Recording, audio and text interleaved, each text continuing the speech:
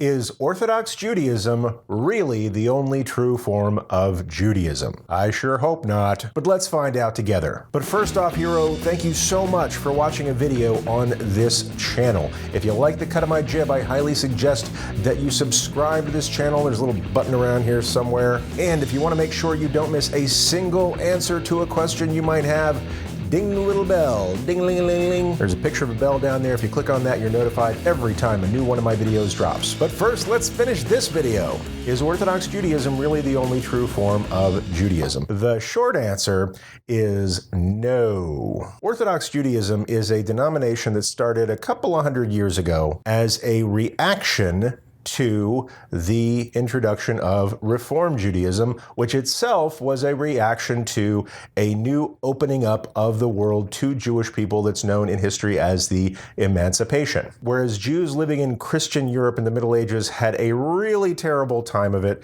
They weren't allowed to own property. They weren't allowed to join artisan guilds. Really, the only way you could make a living was as a sharecropper or as a peddler, a person trading from one region to another. You didn't have full citizenship status. You may be taxed, but taxed higher than your non-Jewish neighbors. And you weren't allowed to live wherever you felt like living. Maybe you had to live in an all-Jewish village, or if you lived in the big city, you had to live in the Jewish quarter or ghetto of that city. But starting in the 16th and 17th centuries of the Common Era, the governments of these European countries gradually relaxed their restrictions on Jewish people in those countries. And suddenly, we could live wherever we wanted to. We could own land, we could farm, we could join different professions and go to the same universities as everybody else. We could enjoy full citizenship, which meant we didn't have to live in the ghetto, kind of doing Judaism the way everybody in our particular town did Judaism. And long story short, this freedom of movement and of activity and freedom from the social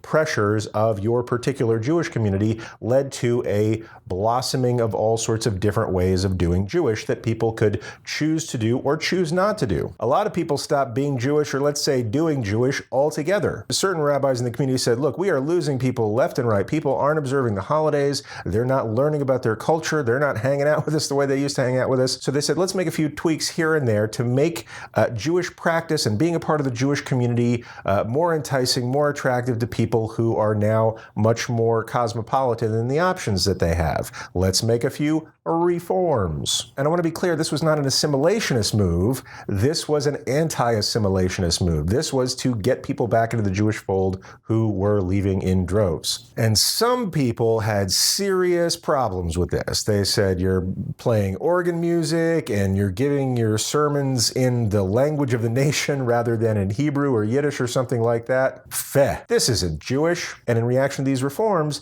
they decided to practice Judaism even more strictly than their forebears before the Emancipation. And they got the nickname Orthodox from the reformers who said, you're trying to be more strict than it was even before to try to counteract these changes. And they took that nickname and they said, fine, we'll be Orthodox then. Thus, the Orthodox denomination began. And the thing about modernity, according to sociologist of religion Peter Berger, is you can't unsee modernity. When the game changes, when how people live their lives changes drastically, there are different responses. One is to adapt to those changes, which usually sparks a counter-revolution against those adaptations, and that's what orthodoxy is. And today, there's even diverse movements within orthodoxy. There's modern orthodoxy, open orthodoxy. This is like least favorite term I hate, ultra-orthodoxy, like it's a superhero or something, which is usually made up of various fundamentalist sects from Hasidic dynasties. And many of these different sects, and orthodoxy in general, claims it is the only right way to do Judaism. And I have a couple of answers to that. One is that saying that Orthodox Judaism is the only way to do Jewish and is how Judaism has always been done historically, most like Moses, our teacher, and Abraham, our father. It's a little bit like saying that the King James Bible is the only authoritative Christian sect because everybody knows that Jesus spoke English of the 17th century dialect. It's simply historically unlikely. The second thing is that if you look at the American Jewish population, people who identify with Orthodox congregations make up somewhere between 10 and 20% of American Jews. So if you're going to say that 80 to 90% of Jews in America aren't Jewish, I'm going to say we don't worry too much about what you think of us. 80, 90%, that's still like a B or an A minus, and I will take those grades. The fact is that the Jewish people are just as diverse as any other people or religious group in America. It's also true that particular denominations of all faiths will sometimes say, we are the one true path in this faith. Everybody else is doing it wrong. That's just a feature of religious denominations. What I really appreciate about Judaism is that it tends to be less parochial than, let's say, other religions that divide into a bunch of different denominations. We're not damning each other to hell or excommunicating each other. Sometimes that happens, but that's like pretty rare and among sects that you don't want to hang out with anyway. But for the most part, you can go to a holiday meal and be sitting with Reform Jews and Orthodox Jews and conservative Jews and Reconstructionist Jews and renewal Jews and post-denominational Jews, and they'll be like, what did your rabbi preach about? Or pass the cholent, and they'll get along because everybody there is doing Jewish the way that feels right to them, and that's okay, and we have mutual respect for one another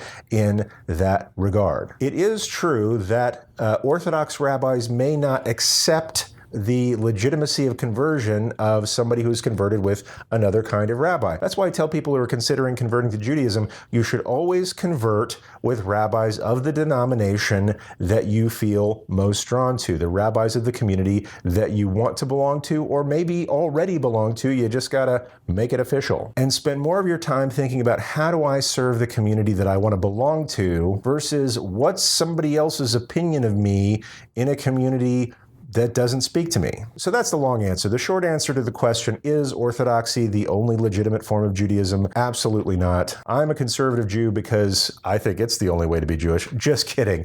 But it is the only way to be Jewish for me. Like, I've looked at different streams of Judaism and thought about it a lot and gone to different synagogues, and I find conservative Judaism to be the most historically authentic expression of the philosophy of Judaism that I adhere to, and it's right for me. I teach about it, but I also teach about different denominational points of view as well, because at the end of the day, there aren't so many of us that we need to pick fights and set battle lines and disenfranchise other parts of our community. It's just not worth it. Thank you for watching this video. I really appreciate learning with you. Now, let me ask you a question. What strain or denomination or form of Judaism do you most identify with or are most attracted to?